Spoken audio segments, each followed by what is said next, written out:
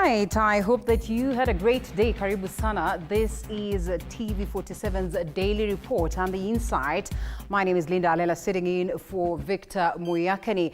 And today is World Soil Day. And so even as we tell you what is in the world of news, we'll be getting to a crucial conversation revolving around the climate, but largely narrowing it down to understanding just how we get to manage our soil, or perhaps preserve our soil for better yields. We'll be having climate experts as well as basically an environmentalist. That is the CEO of EcoSave Kenya. Of course, he'll be joining us shortly. That is Daniel Wanjuki for that very important conversation. What does he paint in terms of just looking at the picture of the soil situation in the country? You know very well that as a country we are driven with the question of agriculture, and therefore agriculture then means we must have the best of soils to produce the best of yields. Just where are we as a country? Before we get to that conversation, like I say, it's important we know what is in the world of news, and we'll be having on the sign language interpreter's side, that is Roda Nyamai, to walk us through that, and here are the highlights.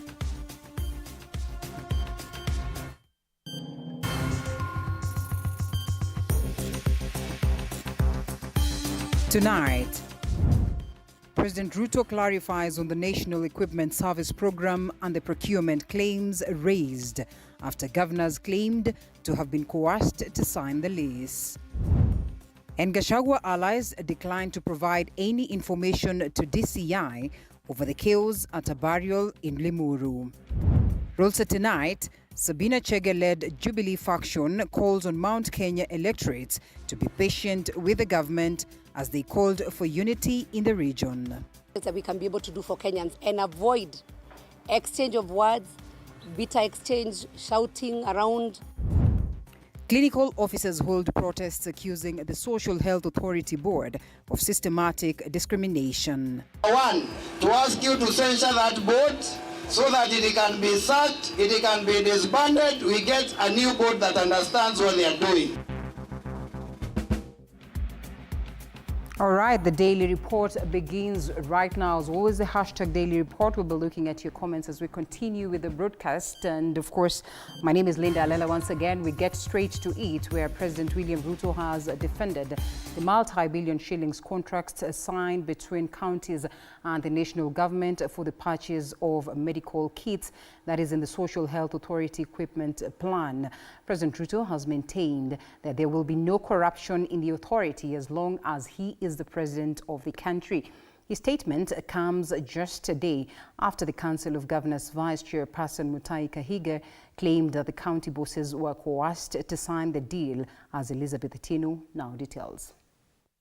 Just a day after the Council of Governors Vice Chairperson Mutahi Kahiga opined that counties were coerced into signing the contracts for the supply of medical gadgets on alleged lease terms under the National Equipment Service Project NESP, President William Ruto has strongly refuted the allegations, insisting no governor was forced to sign the contract and that the process was voluntary. Anybody who says they were forced by the national government to sign whatever contract, those are conmen and they are liars. Because Mungaro is here, Abdul Samad is here, Fatuma is here, they are governors. There is nobody who forced them to sign any contract. That is the truth. Nobody was forced. According to the Ministry of Health, the National Equipment Service Project NESP was a transition strategy following the expiration of the Medical Equipment Service MES in December 2023, which was also embroiled in a 63 billion Kenya shillings controversial lease scandal. The Health Ministry further states that it partnered with the COG and adopted a fixed fee-for-service FFS model to allow vendors to supply, maintain, and upgrade state-of-the-art equipment at no upfront cost to the county health facilities. The procurement of any equipment, the one that I see people talking about in the media, there was a procurement process. It was carried out between the counties and the national and the Ministry of Health.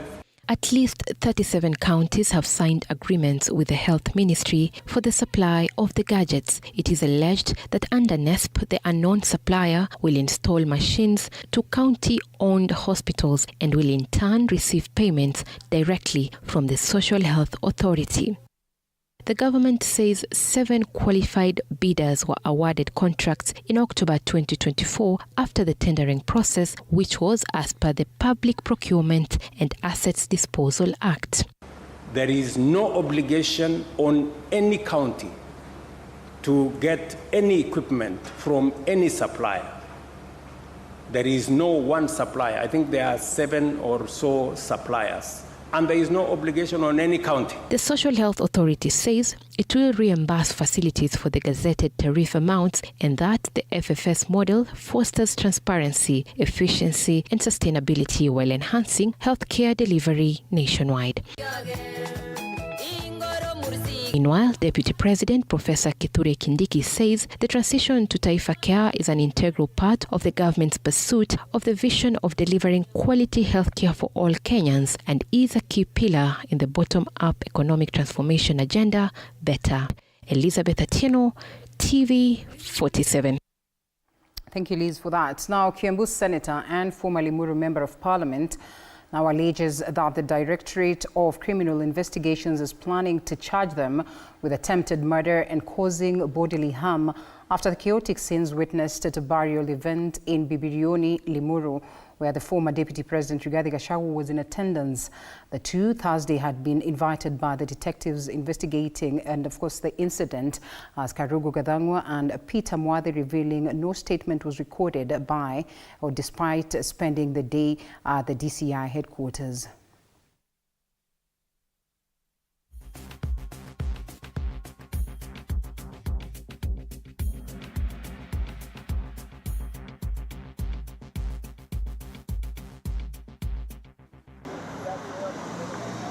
Dominated with intimidations and harassment to journalists covering the proceedings are the Directorate of Criminal Investigations along Kiambu Road, briefly confiscating my phone and forcefully taking a camera from Citizen TV videographer Agnes Lowe. These were the scenes at the DCI headquarters Thursday.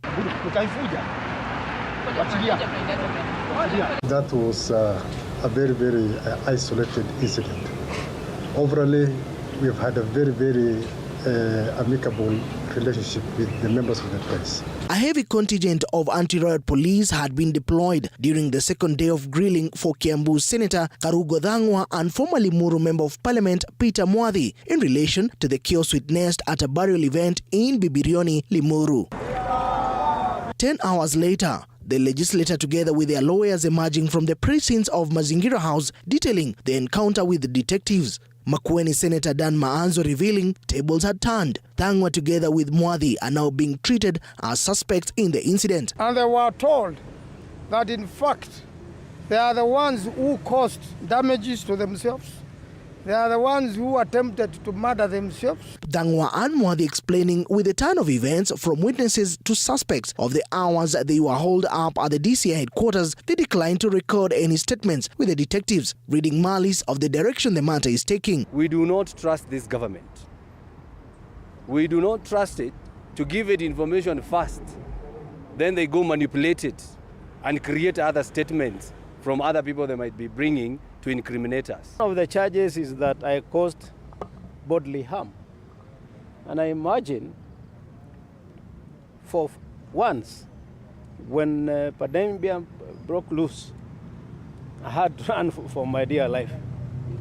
So I don't know how those people interpret. Leaders accompanying the two had decried that the Directorate of Criminal Investigations is being used to frustrate leaders allied to former Deputy President Rigathi Gachagua.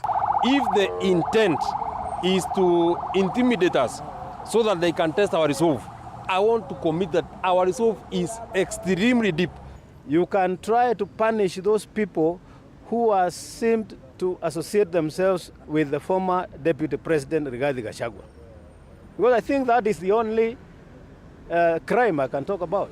But I urge the DCI and the police or anybody else who is being involved or used politically by the government machineries that they should also understand we are the people's representatives.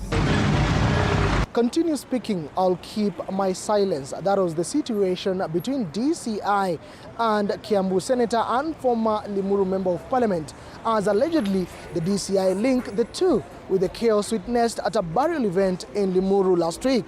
Moige William for TV47 at the DCI headquarters. Thank you, Moige, for that. Now, the Education Cabinet Secretary, Julius Ogamba, has defended the government's decision to shut down boarding sections in 348 schools that did not comply with the safety measures. Appearing before the Senate's Education Committee, the CS said that boarding status for the affected schools will only be restored when the schools comply to the government's regulations. And as Andrin Kilemi now details, it has emerged that some schools were wrongly listed despite not having a boarding section. Education Cabinet Secretary Julius Migos was hard-pressed by senators in the Education Committee, which raised questions over the government's decision to close down boarding sections in 348 schools. The senators demanding answers on the selection criteria amidst claims that the process was conducted irregularly and unfairly. Some of them are complaining that they were just told to do one or two things. And the ministry never got back to them to see to it whether to confirm whether they had done that, whatever they were supposed to do or not. In fact, some of them are saying that nobody even communicated to them. Our officers did not close any school on the boarding side that met the requirements. So the issues that have arisen are issues that have risen post the audit. The CS further emphasized that the government is committed to ensuring the safety and well-being of learners, adding that no school will be allowed to operate its boarding section unless it meets the required standards. So where somebody has done their bit, we are advising them that now you can proceed. But it is not possible for us to say that where we have gone and found that you do not meet, because of public outcry, we allow you to run a boarding section that we know does not meet the safety standards. That one, as a ministry, we are not going to do. However, it has now emerged that some schools were wrongly listed as having contravened the provisions of Safety Standards Manual for Schools, whereas their boarding sections do not exist. Kasarani Group of Schools is one such example. Our parents were shocked. We were also shocked. And we were very surprised that we were in that list. We wish to clarify that the school does not have a boarding section. We run a day school. We are registered as such as a day school, and therefore we feel that our name is erroneously listed in the list of schools that have boarding schools. We request that that list, if possible, to be upgraded or updated, to read or to remove our name from it. The Ministry of Education is expected to conduct a second round of assessment in January to ensure safety of learners. Andrin Kilemi, TV47. Tonight, jitters have rocked members of Parliament as Parliament begins a long recess for the holidays tomorrow. A section of members of Parliament, especially from the Mount Kenya region, have appealed to Kenyans to allow members of Parliament to execute their mandate on the ground before returning to the House in February. And members of Parliament who voted to impeach former Deputy President Gachagua want to use the development projects to reconcile with the hostile constituents. With Parliament heading for the long December holiday recess, jitters have rocked section of MPs, especially from the Mount Kenya region, fearing a hostile ground in the wake of former Deputy President Rigathi Gachagua's impeachment. Do not fear to share Christmas with your constituents, even our churches. Please do share with them, because we are directed so in the Bible for those of us who are Christians, and I want to believe that even those of our colleagues who are Muslims, the Holy Quran also directs them to share. The Sabina Chege Jubilee faction is now appealing to their constituents to give them a chance to serve and reconcile after a year of full-blown high-octane politics. We have done, as a nation, a lot of politicking, a lot of criticizing, which is okay. But it is important that this time that we as the leaders focus on the things and the projects that we can be able to do for Kenyans and avoid exchange of words, bitter exchange, shouting around. And we want to urge Kenyans that they give members, and especially the elected members and the current government, a chance to continue working. With MPs set to resume normal sittings early next year, an attempt to use Kikuyu artists to calm the restive Mount Kenya region appears not to have worked, only to end up in the members of parliament being heckled in funerals, a situation that worsened after Gachagua's attack in Limuru late last month. Honorable Speaker, this year has been torturous, and as I said, members have been very resilient. Gachagua's allies claim there's a plot by Ruto-allied MPs to capitalize on Gachagua's misfortunes and defend him to endear themselves to voters during the 2-month holiday recess. As we go for recess, because from today we're also going on recess, we'll be doing a lot of ground activities. We will combine and help each other. We'll go to various constituencies and we'll go and engage our people so that we can have feedback and to see how have we progressed for the last 2 years and what the people would want to from us and what they would want us to do. Kenya Kwanza MPs also face a Herculean task of defending the government after the clergy, led by the Catholic Church, accused the government of lying to Kenyans. Ruto's crisis-hit legacy projects, among them the Social Health Authority SHA, war on corruption, and doubts on economic successes, piling pressure on MPs on how to persuade Kenyans to be positive about the Ruto administration. We will come for you, my friend. This week's utterances by cabinet secretaries threatening Kenyans for criticizing government performance have only served to worsen the government's image, which appears to be fighting with Kenyans. In the recent past, Gachagua has also been addressing his supporters from the Mount Kenya region via phone calls through his allies. Apul Kamau, TV47. Former Deputy President Rigathi Gachagua is reported to have narrowed down to 3 political parties as his possible 2027 political bases. His allies are reported to have registered several political parties as they seek new partnerships. Micah Gungu now details. According to allies of Gachagua, the former deputy president has held meetings with Wiper's Kalonzo Musyoka and DAP Kenya's Eugene Wamalwa for at least 4 times since Gachagua was removed from office. The leaders are also said to be contemplating of forming a new political vehicle that they will use in the 2027 polls. Nyandarua Senator John Medho is quoted to have said that a total of 3 political parties are available for former DP Gachagua, awaiting his next move. The political movement that will start in this mountain, 202 will look like a joke.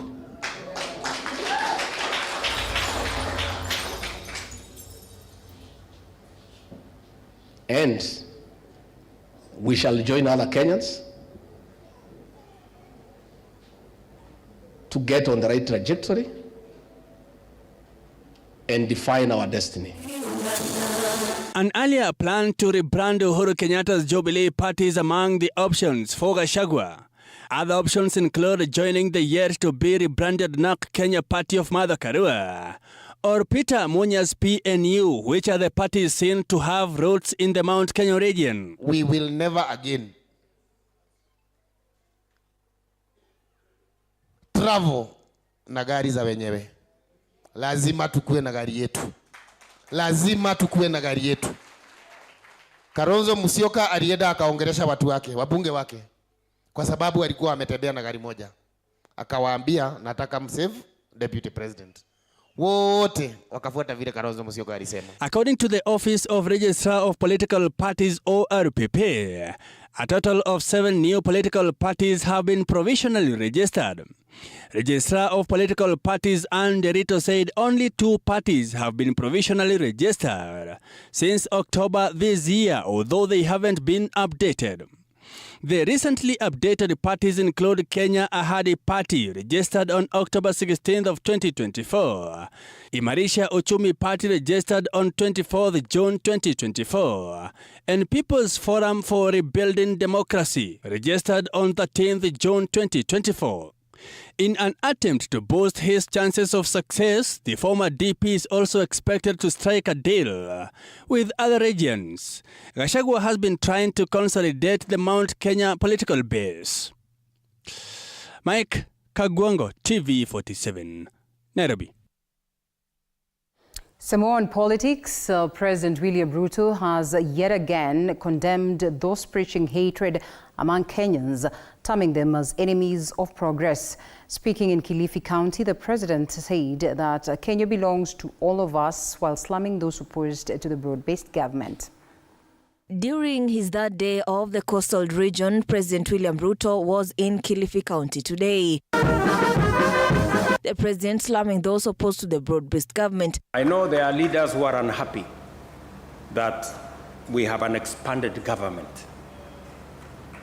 We have a government that brings everybody on board. Let me just tell them, this country belongs to all of us.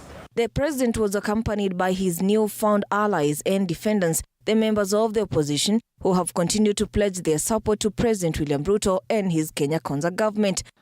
Na nchi haijengwi kwa kila mmoja kuweza kutusiana. Nchi hujengwa sio kwa sisi kuzungumza ikawa hatuelewani, lakini sisi kwa sisi kuzungumza katika hali ambayo kwamba tutaweza kuelewana. The president said that the country belongs to all of us, regardless of tribe. There is no special Kenya. There is no special place. There is no special group of people. We are all one people, the people of Kenya. And it is our duty to work together. Hakuna haja ya kukasirika ati kwa sababu unataka watu wengine wakue nje miaka yote. You know? Tufanye kazi kwa pamoja. Hii Kenya inatutosha. This country is big enough for all of us. This came just a day after he called on Kenyans to be patriotic, accusing a section of Kenyans of opposing every government project. Mambo ya afya wanaipinga. Sasa mimi nauliza, hii pepo chafu, nafikiri hata imefika wanapinga hata matoleo kanisani. Jameni. President William Ruto announced that Kilifi County will host over 200 industries in the Vipingo Free Trade Zone by next year, including agro-processing, manufacturing, IT, logistics, green energy, and pharmaceuticals. And I want to encourage the minister to make sure that whatever hurdles stand in the way for that investment are removed so that we can unlock that potential and create jobs. He was speaking during the opening of the Kilifi County International Investment Conference. Ruga Evil, TV47. Let's shelve the political stories for now. And the Kenya Union of Clinical Officers, KUCO, has escalated its battle against the Social Health Authority, SHA, staging a protest on Thursday. The clinical officers submitted their petitions to the National Assembly and the Senate. And the clinical officers have accused the SHA board of systematic discrimination and mismanagement, as Ann Odida details. No CEO! No SHA! No CEO! The petition submitted by the Kenya Union of Clinical Officers, KUCO, outline a series of demands aimed at addressing grievances within the healthcare sector. Key among them is the call for clinical specialists to be granted pre-authorization rights, a function currently reserved for other professionals. Tumeondolewa zile rights, na our specialists are no longer able to pre-authorize. They are no longer able to conduct those procedures and diagnostic procedures. Na kuna Wakenya maelfu ambao wanaumia pale nje wakingojea kuweza kupata zile procedures. The clinical officers demands a restructuring of SHA's financial model, urging that funds be channeled through the primary healthcare fund to ensure fair distribution. A particularly contentious demand is the censure of SHA board, which KUCO accuses of perpetuating inequities that discriminate against both clinical officers and Kenyan citizens. They're excluding Kenyans. When the president said no leaving anybody behind, SHA board is leaving people behind. Your board iko na the highest ranked medical personnel yule ambaye ana advise president na hii nchi kwa masuala ya kitaifa ya health, ambaye ni Director General. Hata yeye ameungana mkono kuvunja sheria. Kwa hivyo hatoshi kukaa katika hiyo ofisi. Senators Richard Onyonka of Kisii and Wakoli Wafula of Bungoma received the Senate petition vowing to present the issue before the Senate Health Committee. We are going to present your petition. The Speaker will give direction. The Committee of Health will immediately take over the matter and as soon as possible give direction and guidance to Kenyans. We will make sure that this matter is given the attention that it deserves. On the other hand, the Kenya Medical Practitioners, Pharmacists and Dentists Union interns also took to the streets to petition how the internship process has been generally handled in 2024. We have one question to our CS of Health. Since you are placed there by the President, that was 4 months down the line, you have never addressed the issue of interns. You have never even talked about them. Is it that you don't know what is going on in the country or you just don't care? The Ministry of Health through the Public Health and Professional Standards PS Mary Modoni, however, maintains that the ministry is committed to keeping its end of the bargain with KMPDU and will abide to the direction courts will give on the issue of payment. It is important to note that the government is committed and will not move out of this space until we come up with a solution, and a long-lasting solution for around the human resources for health in this country. This year has seen mounting unrest in the healthcare sector. As medical personnel across the board continue to voice their frustrations, KMPDU is already planning a nationwide strike on December 22nd. Ann Odida, TV47. The government has officially launched the National Jamhuri Day Fair ahead of the Jamhuri Day on 12th December this year. The one-week fair aims to help job seekers to interact with diaspora placement agencies and be aware of the jobs that exist. Meanwhile, Labour Cabinet Secretary Alfred Mutua has posted over 1,000 job vacancies in Gulf, as Anastasia Mukabi details.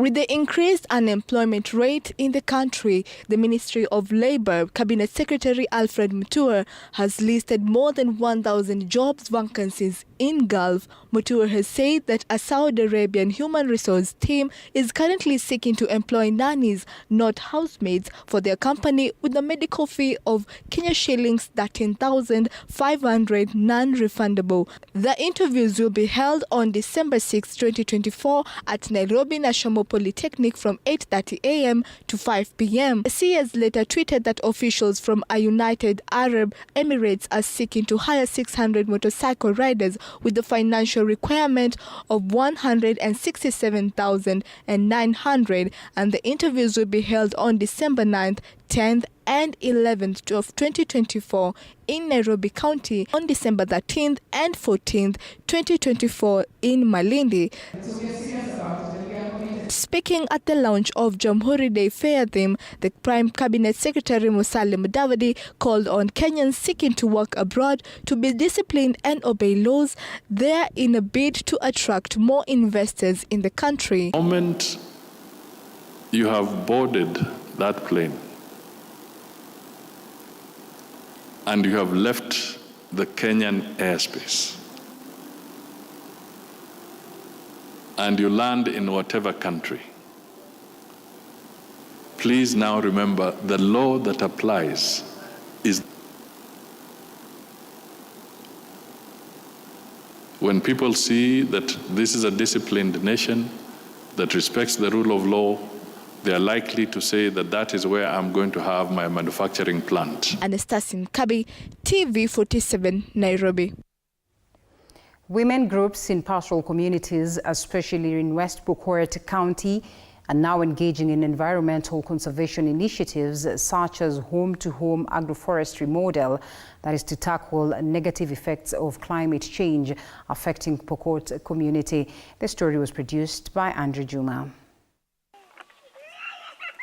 In pastoral communities, women have for a long time been regarded as the custodians of many homesteads, with their daily routine being to take good care of their children as men focus on looking for jobs. In West Pokot County, where pastoralism is still being practiced, things seem to be changing since families have started refraining from sedentary lifestyles due to climate change, as women take lead in enhancing sustainability within their homesteads. Kaji hata mimi bado ni mdogo, lakini mimi najua maneno ya West Pokot. Kama tuseme baba yangu, aje niseme kama baba yangu. Baba anasema I am the dominated man. Mimi ndo boma. Wewe huwezi enda mahali, wewe ni kuchunga tu hapa. Hata kujua hata uko sokoni ya Chaparera, mama West Pokot haezi jua. Kazi yako tu ni boma, kuchunga boma. Hata ujui hata mahali pengine. Sasa venye tulianza hii project tukapata kuelimika na tukaona maneno mingi. Our journey leads us to Senenden and Katilak villages, where a home-to-home agroforestry model has taken root of environmental conservation at Kapkanyar Forest, which is the source for Lake Victoria and River Nzoia. This model involves planting of tree seedlings in households, which helps in protecting water sources, catchment areas, and riverbanks, which had been destroyed by deforestation and effects of climate change. So tukaona tutumie hiyo ujuzi ya kina mama ambayo community imewaweka ya kuwa hao ndio kufanya hizi kazi zote. So tukiwapatia nafasi hata ya kututa miche na kukuza hizo miche, pia wamezoea hiyo kazi. Ya kuwa hao ndio breadwinners ya nyumbani. Kina baba kazi yao ni kusikiza ya kuwa kuna amani katika nchi, na hao ni kupumzika tu. Kina mama ndio wanafanya kazi kubwa. So tukiinua kina mama kiuchumi, tutapata kuwa nchi yetu itasonga mbele kwa sababu tayari wanajitolea hata wakati ambapo hapana resources. Wakati tulikuwa tunaanza hapa, wenye walikuwa nyumbani walikuwa wanasema mama wameenda kujipoteza tu kwa sababu wanatoka kwao wanaacha mashughuli yao. Lakini wakati waliona tumepanda miti, tumerefuka, tumefanya mambo mingi, wamekuja kutujoin. Hata ukipata saa hii tumekuwa na wamama 500 saa hii kwa hiyo kikundi yetu bado wapya, na tuko na wamama saa hii 500 yenye walifurahia ile kazi tulifanya, na tulikuwa hapo mwaka 3 tulikuwa wamama 50. A pilot project in the area has led to increased home and improved ecosystem services and improved food security. It also helps to conserve soil and water resources, mitigate the effects of climate change, and provide farmers with extra revenue streams and protect people living in lowland areas. Under the Perur Rays of Hope organization, the program has seen increased forest cover, sustained productivity, and climate resilience, not just in West Pokot County, but the entire region. The agroforestry model is critical for the region's sustainable agriculture because it improves soil fertility, increases crop yields, and strengthens resilience to climate change. So wamama tunawafunza umuhimu ya kutunza misitu. Waanze kwanza ku raise hizi seedlings kwa nurseries, waweze wakaipanda na wakatunza hizo miti ili tuweze tukabambana na climate change kwa sababu joto ya nchi inaendelea kupanda. Farmers can diversify their income streams by incorporating trees into their agricultural methods, such as selling timber, fruits, and other tree products. Agroforestry also supports biodiversity and ecosystem services, which helps farming communities maintain long-term environmental sustainability and economic stability. Tulianza hii project tukapata kuelimika na tukaona maneno mingi. Madam hata anatupelekanga au tunaenda hii hapo kwa hii Akapenguria, tunaenda tunaona vitu za watu, tunakuja kufanya hivyo. Ni kama tunapata elimu bora kabisa. Kwa hao wengine ni challenge tu kwa sababu bado wengine wamekubalia tu waende makasi kama hii, lakini most of them wako bado nyumbani. Kenyan farmers are implementing novel agroforestry practices to meet rising challenges and optimize agricultural productivity while conserving natural resources. All right, a beautiful piece right there. And of course, we understand that the soil is at the heart of the success of agroforestry and the programs that are being carried in Pokot as well as different parts of the country. And we acknowledge that. And on this day, where the world celebrates Soil Day, it's important that we as well just unpack some of the ways that we can be able to manage soil. And we'll be having a specialist in studio to help us unpack that shortly. But for now, allow us to pay some bills. We come back back with more stories in that very interview.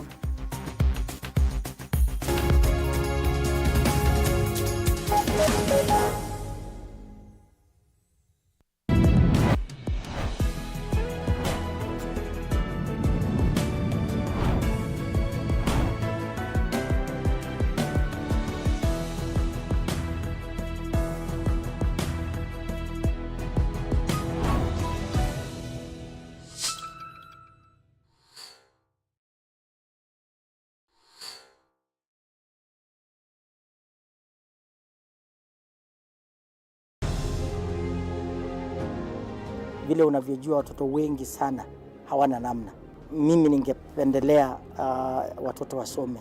I'm here to stress on education. At the same time, let us actually do any kind of sport that we are doing. Sport speaks the best language to everybody. Tunataka tutafute talents. Zile raw talents kutoka kule nyumbani mashinani mahali tuko leo. Hizi mbio za Chepsaita, like all other sports, zinaleta watu pamoja. We want to use this event to uplift the lives of the community. Anafurahia hii mchezo sana. Hata sikaange naambianga watu tuende Chepsaita. Wanafunzi wakimbie ili wakuze talanta ya mbio ama kuhimiza tena elimu. This is the place to be.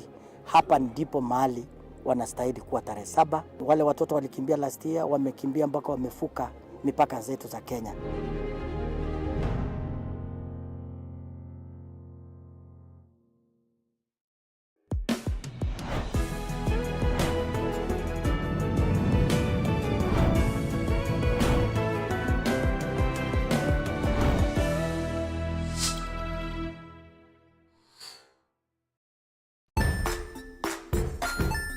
Hey there friends, welcome to Kids on the Block, where fun and imagination come alive. We dive into magical world filled with exciting adventures and awesome friends. What position were you in?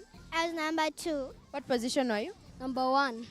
He decided to cross the bridge by his house and look for food on the other side. We're going to do half cup of chocolate chips, and the other one, we're going to do half cup of the blueberries. So, grab your imagination hats and get ready to explore with us. Join us every Saturday at 9 a.m. for new friends, amazing stories, and tons of laughter.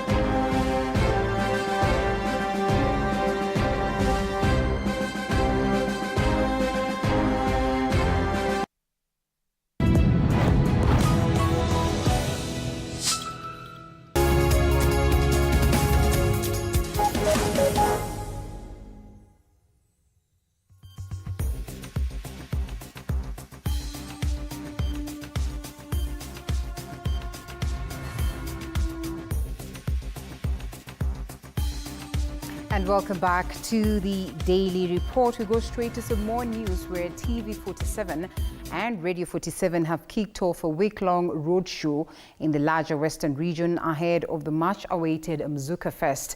The show is set to be held at the Mamboleo Stadium in Kisumu on the 14th of this month. Kombo Alfayo was part of the caravan and now tells us more.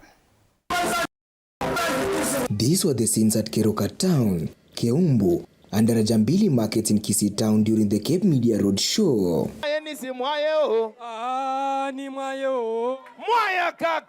The crew interacted with locals ahead of the much-awaited Msuka Fest Dale edition in Kisumu County at Mamboleo grounds. We've had a good time interacting with the fans along the road, from Keroka to Keumbu. There's a route actually that I realized it's called was it Minyingwa or Metamaigwa, somewhere along the route. Locals could not hide their joy interacting with the renowned media personalities from TV47 and Radio 47, led by Rumba legend Kofi Olomide, Zaiko Langalanga, Prince Ida, among others. Kenyans will be treated to a weekend of its kind on the 14th of Dec. The intention is to rally people to come through for Mzuka Fest, and of course to keep up with us, with the kind of content that we broadcasting on radio and as well on TV47, home of the untold stories. And we really appreciate the fact that people are coming through and they are aware. These are welcoming people. The hospitality that we have received here in Gusiland is amazing. I'm very happy that people are joining Cooper in masses. I didn't expect this, even if you can hear from my voice. Because of talking and registering people, it is amazing. The roadshow was concluded at Suneka, where hundreds of residents turned out to welcome Radio 47 and TV47 presenters. The campaign will be headed to Homa Bay County, then to Kakamega County, and finally to Kisumu County. Bro, final sentiments ni kuambia watu karibuni sana to Mzuka Fest. Kama uja download ticket, fika pale kwenye mtickets.com, and of course you can go to pay bill number ambayo ni 543903. Lipa ticket, tukutane Kisumu Dala. Reporting for TV47 from Kisii County, I'm Kombo Alfayo. And as they would say, ukikosa utaambia nini watu. We're looking forward to the 14th. And now to this unfortunate piece. The late Dr. Wilfred Mutubwa, who served as the Dean of Mount Kenya University Parklands School of Law, has been eulogized as a disciplined, loving, caring, God-fearing and hardworking man. Speaking during the memorial service at the Consolata Shrine here in Nairobi, friends and family said the deceased has left an indelible mark in the society. The 42-year-old, who died on the 26th of November 2024, has left behind a widow and 2 children. Also present at the service are notable personalities, among them Mount Kenya University Vice Chancellor Professor Deogracius Jagani and former IBC CEO Hussein Marjan, LSK President Faith Odhiambo, Director of Public Prosecutions Renson Igonga, and Nairobi Senator Edwin Sifuna, former Attorney General Kithu Muigai, as well as former Chief Justice David Maranga, are among others. We met in late 2006, and while I gave him a hard time at first, he was patient and persistent. It wasn't until 2007 that we started dating, and from the beginning, Willie made it clear that his love was unconditional. I told him I didn't come from a well-off family, and he simply said, it's not about where we come from as individuals, but about the family we will build together. And would get so excited when Nadine and I sang along with you. You shared so many stories about your high school and college days. And I'm incredibly grateful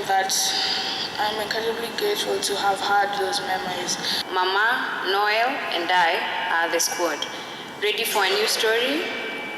Please oversee us and cheer us on. Papa, I promise, I will grow up to be like you, become a lawyer, and keep your legacy alive. Lee spent his last moments doing what he loved the most, a cross-examination. We were always looking forward to watching him do his work. He has won many accolades, he has big titles, but that never gave him the pride to look down upon other people. This is a source of sorrow because it leaves unfulfilled expectations. It deprives the society of a parent, a spouse, child, friend, service provider, and a leader among others. Lakini alikuwa mtu mcheshi sana. He was a very amiable person, a very friendly person. May Daktari's soul rest in eternal peace. Now, hippopotamus are known to be herbivorous and dangerous, causing serious attacks and deaths to humans' surroundings and their habitats. Tonight we meet one Ramadan Kamau who simulates them at Lake Naivasha by providing food, turning the gesture to a tourist attraction. Willie Dennis Jiro interacted with him and filed this beautiful report.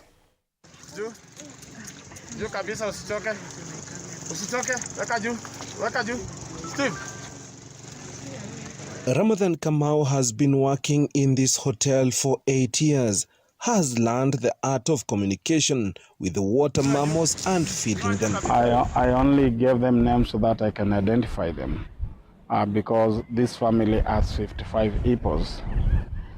And remember, also we need a human being to stay well with animals. Grains from the kitchen and grass from the trimmed lawn offers a daily delicacy to the herd, the gesture offering a rare spectacle to curious onlookers for the close-range interactions. In the world of animals, you can condition any animal, you can condition birds, and when you condition them, you make them learn your language. They easily adapt your language more than you adapting their language. This is the dominant bull that would strike to death any bull in the family not born of it. As such, Ramadan tells us they bow in honor and respect to avert the advent of fatal crashes. The amazing part that I've seen today is about the submission.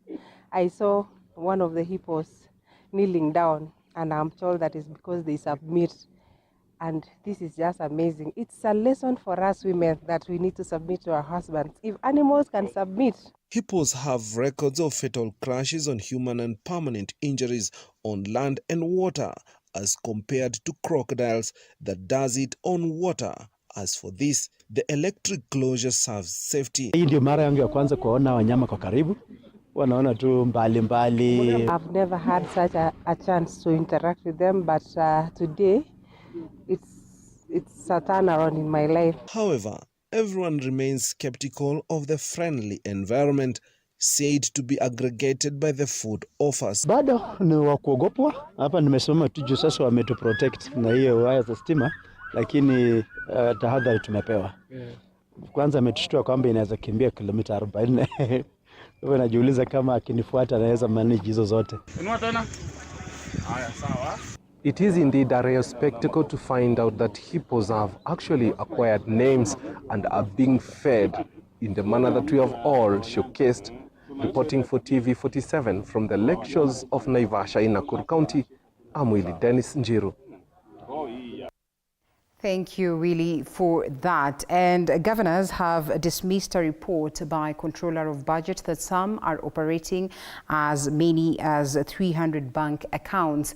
And the Council of Governors claim that some of the funded projects that have been coded to them require the devolved units to go ahead and open separate bank accounts as a special purpose vehicle. This, as Paul Kirebi details.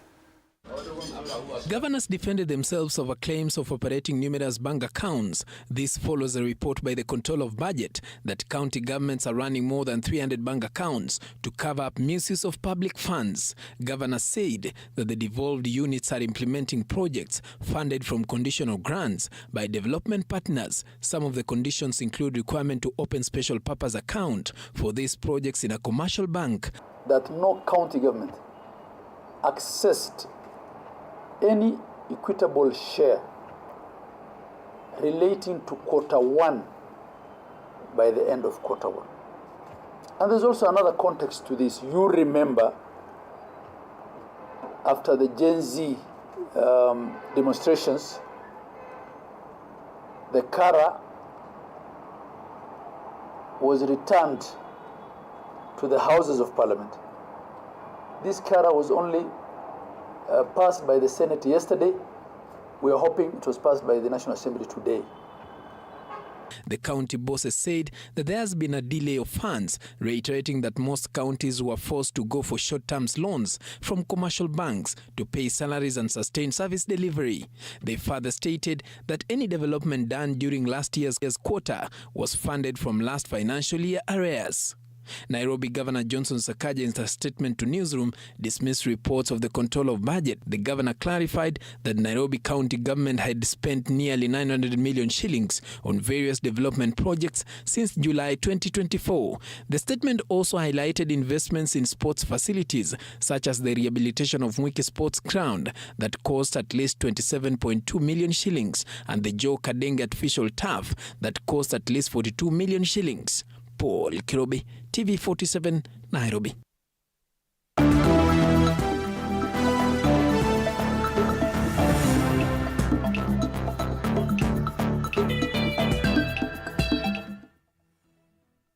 The government is bolstering efforts to lift the moratorium on power purchase agreements enforced by Parliament.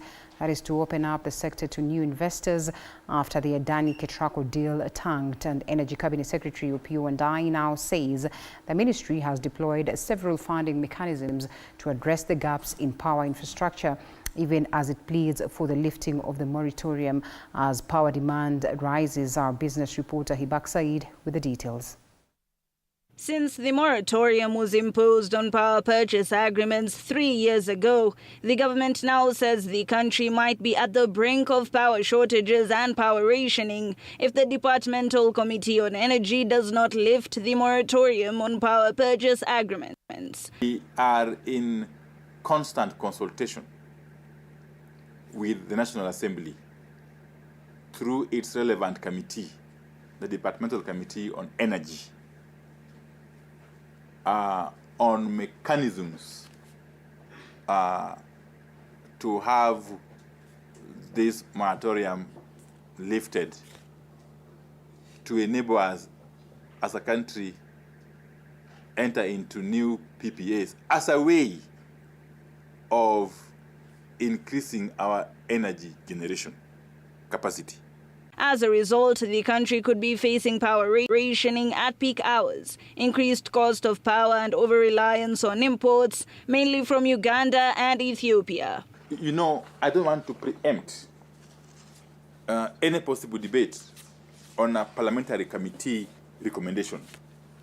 We can only comment on such matters once we have been formally invited to give our views as a ministry. Okay, as it were, any proposals that are within the corridors of Parliament are better left to be dealt with in the normal way by Parliament. The government is, however, working on jump-starting the regional power trade established in 2005 to evoke power sharing for regional stabilization, as Kenya is now named the central spot for regional grid power. We have got a number of funding models that we have deployed. The latest one, of course, being the now famous PPP. Okay?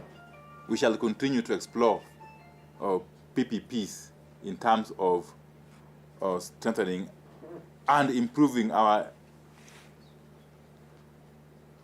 power infrastructure. The tide is now turbulent for the energy sector, as a number of grid control measures still lies in the hands of legislators to determine the stability or otherwise of the power grid. Hibak Said for TV47.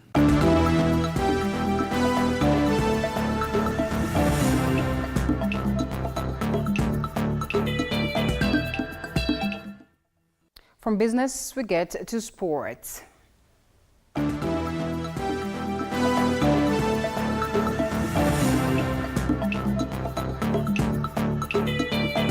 Sports news brought to you by Maybet.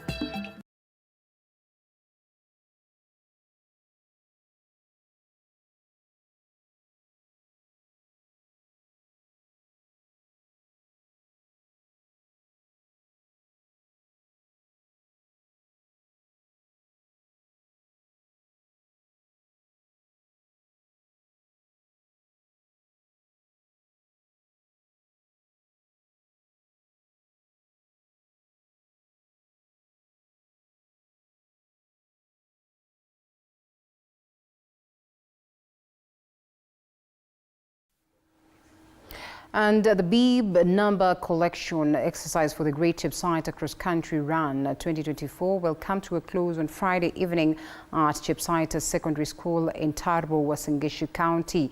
It is the second edition of the annual race, which will be held on Saturday morning at Chepsaita Secondary School, where 10,000 local and international runners will participate in the competition, which is divided in different categories from children, teenagers, professionals and seniors.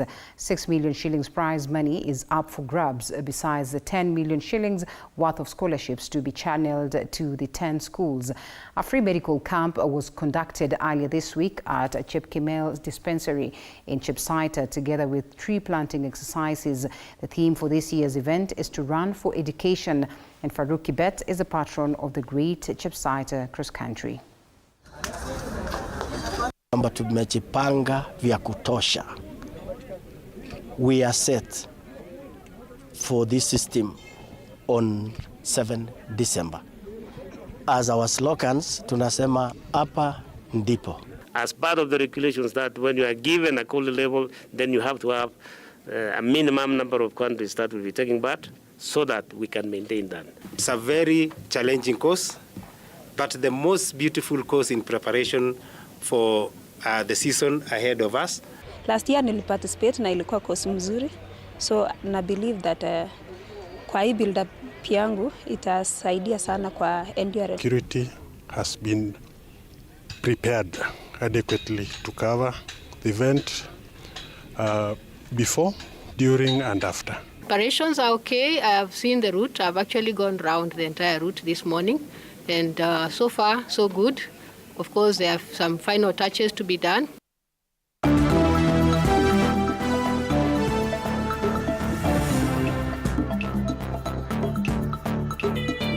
Sports news brought to you by Maybet.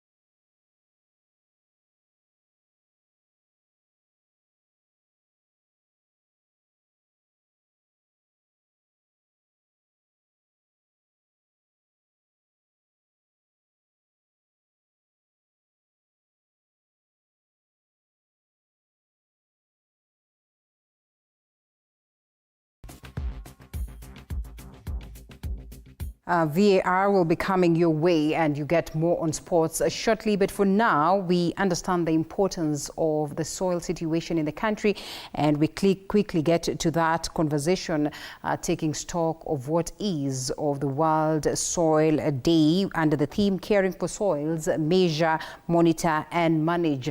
We have a specialist, an environmentalist, joining us for that conversation, Dr. Daniel Wanjuki of EcoSave Technologies. Senior, thank you so much for creating time. You know, right from childhood, we have talked about soils, or the categories of soils being, you know, loam.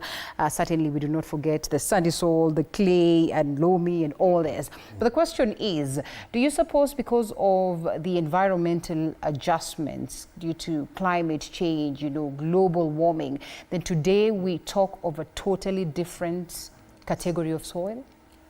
That's very correct. Thank you, Rita, for inviting me for this conversation. It is true that we, in our generation, sorry, we have seen the soil that we actually our forefathers depended on deteriorate to a point where nothing can grow without you adding fertilizer. This is an indication that we have a different type of soil. If you think of it, when I was young, you just need to walk out of the compound and you find earthworms. You would find the black and the siafu, right? You know, and they would actually visit over Christmas. Today, our soil supports no life, and even those millipedes, the earthworms, the black ants are no longer there. What we are left with are a few very resilient insects that now are a problem to us, because whenever you want to do cultivation, you must take care of those few insects that are resistant to the chemicals we have put in the soil. Even the herbicides and the pesticides that we are using, every other time they become, the insects, a few insects become resistant, and we have to carry more chemicals into the farm. And by so doing, we are actually poisoning ourselves. What do you suppose gets us here? And is there a way we can reverse the situation, or perhaps we say done and dusted, and therefore we must survive and take care of ourselves by always adding other additives? It is possible actually to change the scenario. And this is by giving nature a chance. When, I don't know at what point we decided that all soils around the world will require a certain fertilizer called maybe DAP, diammonium phosphate, and NPK. There are about 3 major fertilizers used in the world. But the question is, who said our soils don't have those? Because we might have had enough of microorganisms that would turn waste into nutrients, but we killed those organisms and instead replaced them with inorganic fertilizer. I am, having grown in a very agricultural setup, we rarely used fertilizer. In fact, we have only used fertilizer about 20 years ago. In fact, that's when I started hearing that it requires fertilizer to be able to produce, to get this crop. But since we started using, and it's just a few years, because humanity has been around for so long. But now you actually require those fertilizers to produce even for your own self, not for commercial. An acre of land somewhere in Nyandarua or Laikipia used to produce 30 bags of maize with no much effort. Currently, you can't get 6 bags. If you don't use fertilizer, you won't harvest. And when you go to the land, you're harvesting, and there is no single insect in the environment. It scares me as an environmentalist when you don't have insects that are trying to eat your food. Because if you're the only person on the table, you are eating poison. For you to know that you are actually eating something healthy, you require to see other people also interested in your food. But what is happening currently is that your food, it's only humans who are eating, and no insects want to have partake of that food. That is very scary in an environmental concept, argument. Why would you be the only one eating that food, where there are no insects, other organisms interested in having your food? It's scary. We are talking about a theme that speaks to caring of our soils in the sense of ensure that we put to consideration the measures, monitor, as well as manage. Just what will it take for us to do this? And is there really a need for the same, having gotten to this level? It is true that for us to say that we are conserving the soil, we must be able to measure. But our farmers, they rarely have that moment where they can submit samples. When you think of it, the whole country has 1 or 2 soil labs. If every farmer sent his, because according to the theme, is measure, monitor, and manage. Yes. If you are monitoring, means every year you should set aside for a sample to be analyzed. A soil sample can be analyzed in a normal lab, school laboratory, a secondary school laboratory can do an assessment.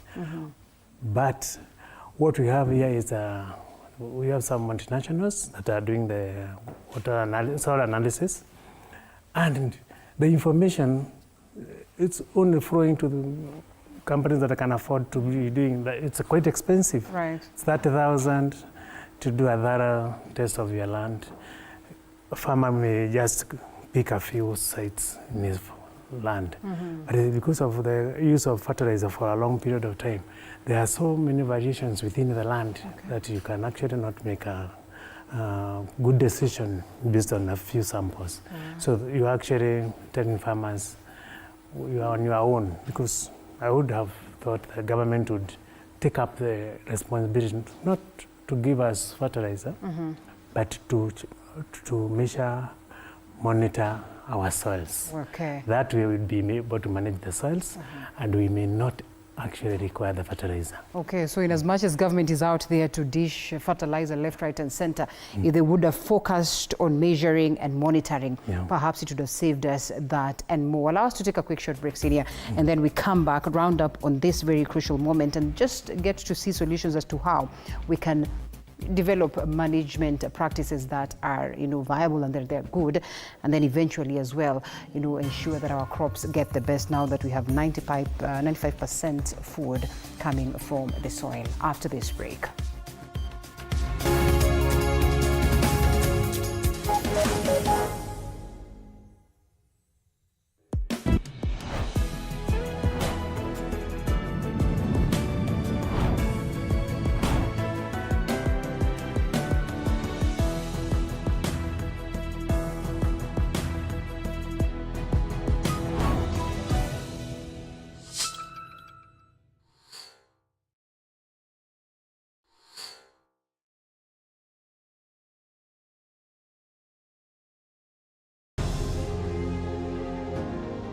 Vile unavyojua watoto wengi sana hawana namna. Mimi ningependelea watoto wasome. I'm here to stress on education. At the same time, let us actually do any kind of sport that we are doing. Sport speaks the best language to everybody. Tunataka tutafute talents. Zile raw talents kutoka kule nyumbani mashinani mahali tuko leo. Hizi mbio za Chepsaita, like all other sports, zinaleta watu pamoja. We want to use this event to uplift the lives of the community. Anafurahia hii mchezo sana. Hata sikaange naambianga watu tuende Chepsaita. Wanafunzi wakimbie ili wakuze talanta ya mbio ama kuhimiza tena elimu. This is the place to be. Hapa ndipo mahali wanastahili kuwa tarehe 7. Wale watoto walikimbia last year, wamekimbia mpaka wamefuka mipaka zetu za Kenya.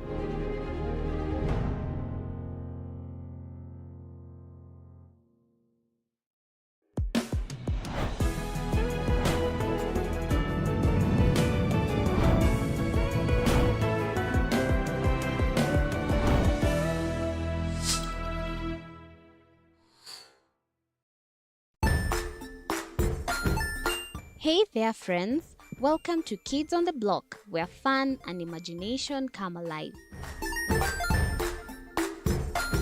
We dive into magical world filled with exciting adventures and awesome friends. What position were you in?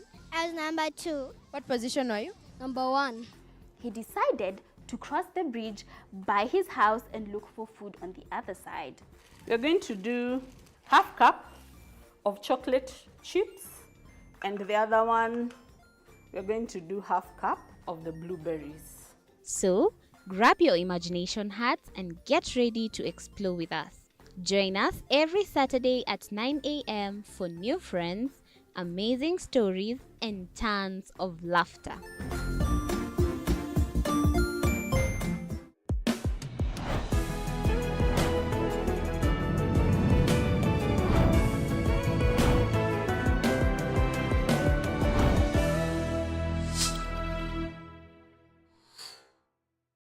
Join us as we explore the journeys of those who defy the odds and break barriers.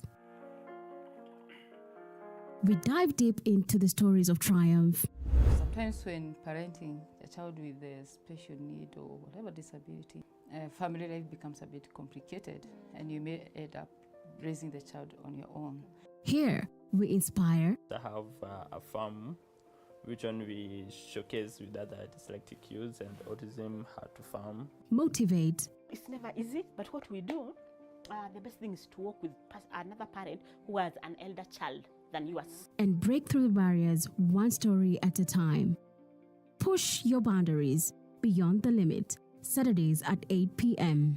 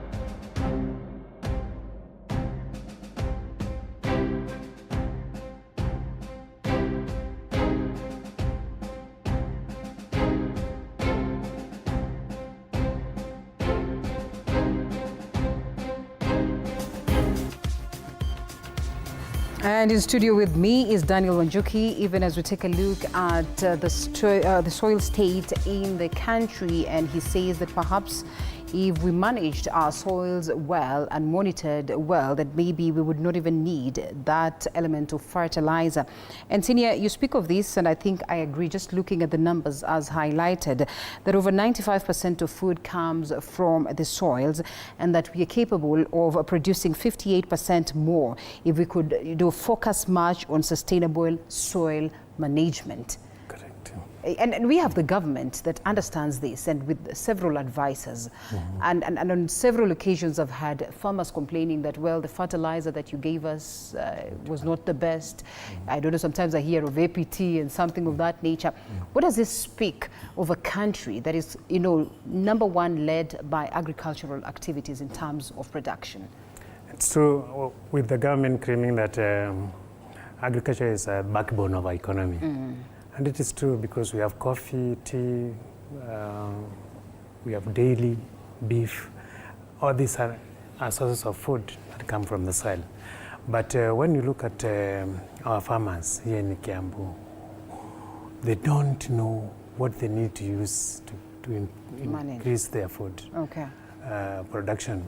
And the guesswork that comes, I'm saying this because I do constantly do soil analysis. And it's very expensive. And by the time you get the report, the farmer may not even understand it. The government used to have extension officers that would go to the farmer. At least every 10 or 100 farmers would have an officer who would visit them often. Today, there are no such people.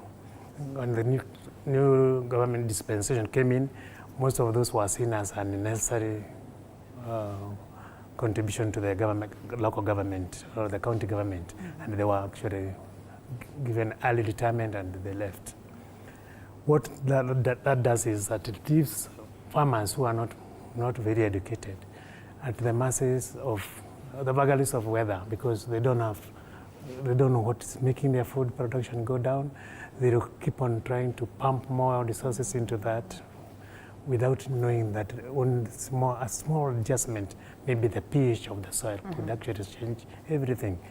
What we have seen also is that there is no feedback from the farmer to the government. The government sent a number of bags of fertilizer in a certain county. No attempt to know how was that fertilizer used. Did we get to the target? And if we did, the government should now take upon itself to absorb that extra production. We have said about 58% of food production can be grown just not by increasing acreage, but by improving the soil. That is true. In the last 1 year, areas like Italy, which is the breadbasket of the country, actually reported almost 200% increase in food production. But what happened? The government reduced this quota of buying from them. They are left with more food, more maize, and less market. They have nowhere to take it. They are now complaining they are being forced to feed it to animals. So the government doesn't realize when you push fertilizer and it improves the production, the farmer should actually be able to know how to dispose of that extra feed. And this is happening when the eastern part of the country is going through a drought. So there's no coordination on the resources we have. If that area can produce for us fodder for the animals in Kiambu, where there is not enough to grow fodder, then that food should be made to be available. The government should buy and put it in their own silos where they're able to keep that production for the next 1 year. Then areas like Kajiado, which have undergone 2 or 3 years of drought, they're losing animals. Yet on the other part of the country, farmers have glut. They have an excess of maize, which is actually also easily converted into animal feed. All right.